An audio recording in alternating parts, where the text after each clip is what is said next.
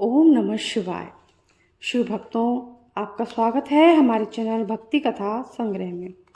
आज हम आपके सामने प्रस्तुत करने जा रहे हैं श्री शिव महापुराण चतुर्थ खंड से कामदेव का शिव के पास जाना।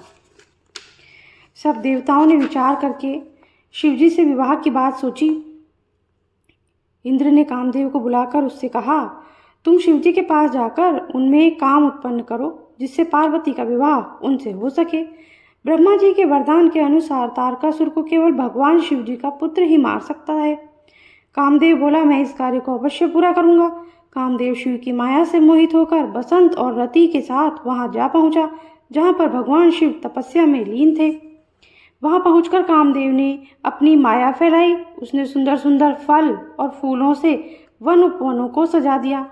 बसंत की बहार खिल उठी, शीतल मंद सुगंध बहने लगी। नदी और सरोवरों में कमल खिल गए। कोयल मधुर शब्द बोलने लगी, भौरे गुंजारने लगे। कामदेव ने संपूर्ण संसार को मुग्ध करने वाले बाण चलाए। इतना सब कुछ होने पर भी शिवजी पर इसका कुछ भी प्रभाव नहीं पड़ा। उसी समय जगत जननी पार्वती जी भी सखियों के साथ पूजा करने आई। वे इस तरह से कामदेव की सहायक बन गई। शिवजी का ध्यान हटा तो सकाम भाव से वे सोचने लगे कि यह सब क्या हो रहा है, मेरी तपस्या में विघ्न कैसे आ गया। अगला है कामदेव का भस्म होना। शिवजी अपनी अद्भुत दशा देखकर काम से पीड़ित होकर इधर उधर देखने लगे। उनके क्रोध से समस्त दिशाएं कांपने लगी। देवता डर गए, स्वयं कामदेव भी घबरा गए।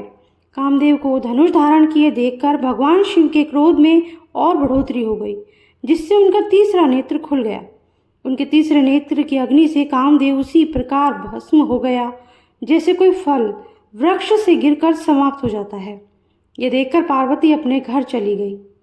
कामदेव के भस्म होने पर उसी पत्नी रति विलाप करने लगी। उसके करुणापूर्ण विलाप को देखकर समस्त चराचर जीव भी दुखी हो गए। समस्त देवता रति को समझाने लगे तथा शिवजी को प्रणाम करके उनकी स्तुति करने लगे। शिवजी ने देवताओं से कहा, अब तो रति का पति भगवान श्री कृष्ण का पुत्र बनकर रुक्मिणी के गर्भ से उत्पन्न होगा। उसका नाम प्रद्युम्न होगा। शंबर नाम का दाना उसे चुराकर समुद्र में फेंक देगा। यह रति शंबर के नगर में निवास करेगी और इसे इसका पति मिल जाएगा। देवता बोले, हे प्रभु, कामदेव को तो हमने भेजा था, वह देव कार्य के लिए आया था। यह रति उस समय तक जीवित कैसे रहेगी? तब तक आप ही इसकी रक्षा करें। यह सुनकर भगवान शंकर बोले, देवताओं, यह कामदेव फिर तो शीघ्र ही जीवित हो जाएगा और मेरा गण बनकर आनंद करेगा। मैं शीघ्र ही तुम्हारा भी कार्य संपन्न करूंगा, परंतु यह बात किसी को पता नहीं चलनी चाहिए। अब तुम सब अपने अपने स्थानों को पधारो।